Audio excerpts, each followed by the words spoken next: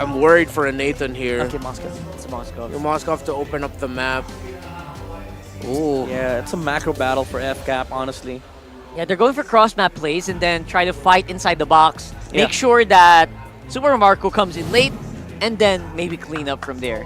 Yeah, they definitely have a lot of options here for FCAP. Like, they can play the macro game, they can play for burst, look for trades. But in terms of, like, lineup-wise, Aurora MLBB's lineup is kind of one-dimensional, where they just want to snowball, get control of mid-game, and straight up lead from there. Yeah, but then that snowball idea, that fighting, they've been punishing errors of Falcons AP, Bren. In the past games that they've won, they've been playing better. Maybe that is just what they need. Just kill him. Maybe just play better and then just play your own game. Let's see if that's going to happen here as Naisu and Ingan brings us the game.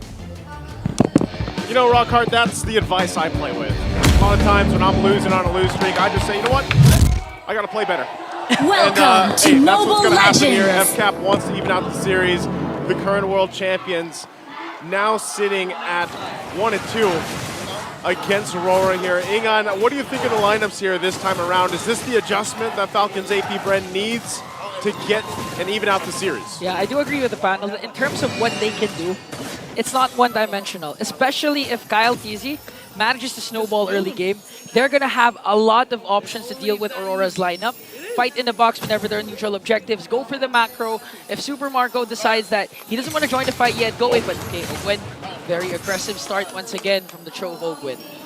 Yeah, this is it's almost like a page out of Brennan J's book when he played the Cho even yesterday when we saw that, very aggressive early start, gets them the first blood, but that time, it was worth the risk though, I would say, for Ogwen. He knows it's going to be available later on once he needs it. They just kind of have to adjust some of this early game, and it looks like for Falcons AP Bren, they want to put some pressure on this. They also know, as Kyle TZ's spending a lot of time here, by the way, waiting for Ogwen to come and respond. What they want to do, again, is play against the fact that RORA's lineup gives them quite a bit of options, some tools to stay and sustain through some of the fights with this Rafaela pick. Again, another version of the heel man this time around. But ultimately, you've got those 3 purifies you have to go against if you're Falcons AP Bren. So even if you have the death box, like we like to call it from the Eve, the real world manipulation, you've got a couple CCs and the unbreakable taunt that you can use, well, you got to get through those purifies first. Yeah, so we can assume that at the very least, Ogwen's going to have a hard time, even if he has the angle. One purify can disrupt the momentum of his show, like what we see the past few games. And Aurora right now, okay, in terms of a mid-game power spike, this is what Midnight was saying, that if ever they get it, a good start, they can just snowball from there as Demon Kite just works on the turtle. They won't even contest anymore. And uncontested, and they want to go for Ogwen! That was interesting because I don't know if that was the call, because they really turned on that turtle, and then Kyle's like, yeah, I'm out of here, but then Ogwen put him in a position where he knows he doesn't have flicker either. So I'm surprised he actually went forward for that, and maybe they hesitated on the call if they wanted to go or not. But ultimately, yeah, first blood in the hands of Demon Kite nonetheless. And look at this. Now this is where they put some pressure on Kyle TZ to play around that. Ogwen's still waiting for that level 4 to have that Wave of the Dragon available, so he doesn't have it just yet. Once he does, you can probably expect him to try to make a play now that he has Flicker available again. Okay, this is the one-dimensional style that the panel has been saying. Just Aurora literally grouping up, gonna utilize RenaJ with Rafaela. Again, a huge pickup onto Ogwen. The Spear of Alpha gets caught up by the Lantern Flare of Yue. 2 kills already for Aurora. Look it's where they all go. from Demon Kite. Now they go in for Super Marco. Has to pop the Purify. And now they're going to work on the top lane turret. Man, that's a lot of just kind of extra time and gold that RORA can go ahead and grab themselves, especially for Domang here. And so Falcons AP Bren in this early portion of the game will find themselves trying to scrap what they can, try to catch up here. And this is always what we see. Like I said, when you have to work through these multiple purifies, but also against the fact that you have a Jushin across from you for Falcons AP Bren, some of their initiations have to be really calculated, because if not, and they're caught out in a bad situation, they're either going to get Spear of Alpha. Actually, there's a whole lot over there. Spear of Alpha, but even the Lantern Flare alone is enough to just kind of keep dragging you back. And so, you know, we see some of these limit testing for the damage from Kyle TZ in the mid lane, but so far, Falcons AP Bren have not been able to find much here. Ingan, where is that time for them to go ahead and find these pickoffs that they're looking for? I think now would be a great time for them to contest for the turtle again. They have good position here. Plus, if he manages to cast a good real-world manipulation without being interrupted, FlapTC could just go for the AOG from the backline if ever they decide to escape as Aurora works on the turtle. Again, no contest coming in from Falcons AP Bren. Ogwin evades the Spear of Alpha coming in from Demon Kite. But again, at this point, what do? The panel mentioned this. It's going to be a macro game for Falcons AP Bren. They're going to have to win the lanes that Marco has been going at. The split pushes has to be on point here if they want to extend this game to when Marco, the Bulletproof, has been activated. Yeah, and this is almost the problem too. You know, so far, nice little check there. But so far, Edward himself has been pretty consistent with this Edith. Might look for a possible pickup here. He does go ahead and get half health more. He's fine though. Still has that form. Spear Destruction going to be thrown too. So nothing that FCAP finds there. They might be trading though. It looks like they're going to go put pressure on the purple. Meanwhile, simultaneously taking the tier 1 in the bottom. RORA seems to be finding all the wins right now at this point. And again, Falcons AP Bren look to be really struggling with UA alone. This is the threat that a Lantern has, where he just continuously throws them around. And even if Ogwin or FlapTC decides to go for UA, again, the presence of the Purify, he's just going to Purify the Crimson Beacon out. And that's all UA needs. As Few cast the real-world manipulation, he's going to get the stuns though. But UA just working on him with the Lantern Flare. They can go in again. Edward though has the Edith here, going to force out the Flicker from Few. Now the counter engages on for Falcons AP Bren. They're working on Demon Kite as he spears up Alpha out. And they're going to get a kill onto Demon Kite. But Ogwin and Few will fall down as well. Here comes Zombing with his Outman Force. They're going to pick up FlapTC. And a triple kill from Edward. Red hot with Edith. Oh, the Spear of Destruction is going to connect, but Super You don't Marco, follow that up. You don't? You don't? No. That's literally what the panel's been saying, like a Lunox brilliance, then you're dead. Oh man, again, they said it on the panel. Edward has been so good on this Edith in this series, but just in general, right? Not just good. He's been better Damn than great. good. No, he's been greater than ever. Greater than ever. You know what? He's well on the way to getting to greater than ever. But I'll tell you this: the triple kill for Edward after he dealt with some of that pressure earlier on gives him more of that confidence to go ahead and even pump out enough damage while simultaneously being tanky enough to sit on the front. But let's take Edward out of the equation here. UA is doing that himself. And FCAP hasn't had a response. They tried to go ahead and bait that fight in to give them a favor, even with the setup from Few with their RWM. But they might look for it now. Okay, here's one the kick. Edward goes in as well. FlapTC with an AOG. And this time, Aurora wants to go for more kills. They're going to catch Few. And they're going to catch more. Flap as well will fall in the hands once again of Edward. All 5 kills of Aurora from Legend 0. And now they're just going to extend their lead more by taking a mid lane turret. And even Marco at the top lane wasn't able to push the first turret up top. Ingan, right now, this is just looking too difficult for Falcons AP Bren's lineup.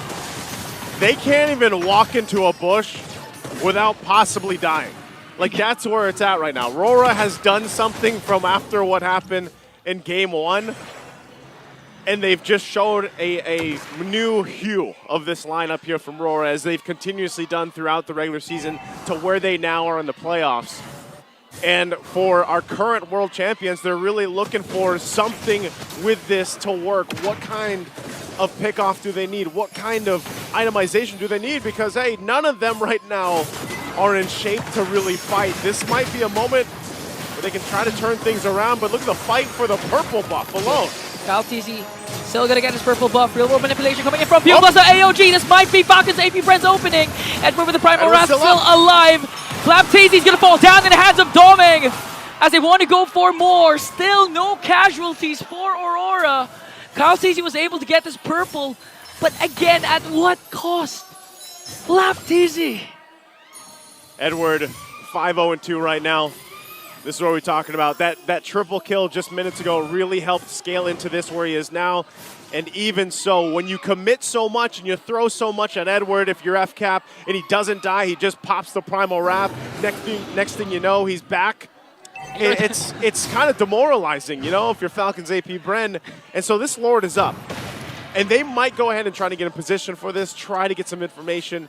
But we already saw the preview of these team fights. They need to be able to have enough firepower to win these fights. And with the way things are going, this is going to be very difficult. UA alone driving off FCAP and Ogwin. This looks like a Lord to take. The spear comes in, but you can't do anything about it as RORA will secure that Lord take. And that's when you know that you have a huge lead. No contention whatsoever for the first Lord. The opposing Zushin just zoning you out, even if you're a Gatotkacha who's quite tanky, even if you're Ogwin who's a Cho who's quite mobile. You is just literally leading the charge, flashing his light up against Falcons AP Bren. And even again, if you decide to dive in onto Yue, the Purify is there. There's also the Crimson Beacon. There's also the help coming in from ReneJ. So right now, at this point, you don't even have to worry about doming first because Yue is literally on the front lines. And then after you get past Yue, there's doming. With that, they're going to have to defend here. Kyle just goes and grabs purple on the other side of the map, trying to get something. Again, this is not the game you want to have as a Nolan 0-0-0. Not much value at all. Almost 11 minutes in. This might be his moment, though, to turn things around with the FCAP. As Lord marches in on the top side, RWM going to be dropped down. They're going to clear this out. They are going to lose that Holy Shield, and Kyle Teasy will now take the orange buff as the rest of the team clears things out. They'll stay in the game. They keep things together here. But we got to start thinking on, is this enough? Is this enough for Falcons AP Bren to buy time, to hope to turn this situation in their favor? Because the top turret's going down. AOG from FCAP just to work on the minions, but the problem is the Salmon Force is there coming in from Doming, plus Demon Kai with his Spear of Alpha. They brought down FCAP and Marco! They have minions though! Calteasy going to be able to clear it out, and the discipline will be instilled for Aurora. They got more than what they wanted. First Lord, an inhibitor up top, and you also brought down Bulletproof. They might be looking to get another turret or two here. Eyes set, mid and bottom, pushing it in. FCAP trying to defend.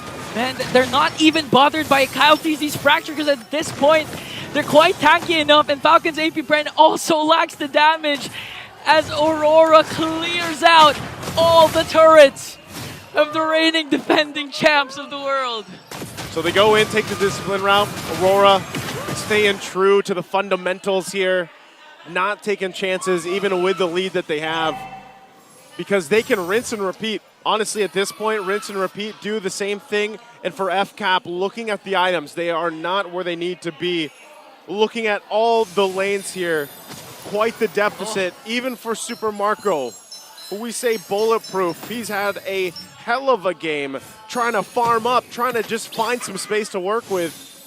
And he needs quite a bit of time. There's almost, 3,000 gap between him and Domeng here this time around. But that's just the case of the team overall. Really struggling from the early to this point now. And with these Lords coming up. Oh! Oof, they might have to make a choice. No Avatar of the Guardian. Kyle might try to pull a miracle out, but look at the push to a bot. That could happen. But right now, Lord for the taking as RORA secures that one. You know, Yue again doing wonders for this team. We just saw how he solo forced FCAP to cast that AOG away. And I mean, Falcons AP Bren, even with the AOG, they have literally almost zero chance of contesting for that Lord. But without that kit, it's going to be harder and harder for Falcons AP Bren. But look at Edward. Goodbye, They know that Kyle Teasy has to work on the macro as Edward pops his Primal Wrath.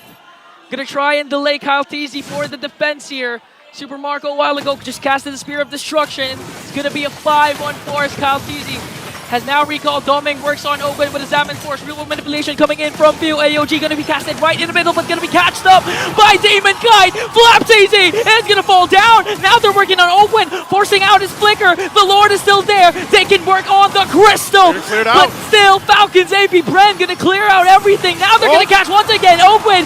Kaltazy trying to work on Edward. It's just 4 members on the defense, and Demon Kite goes in. Doming as well, and Aurora match point. RORA. And everyone behind us out of their seats with this one, 3-1.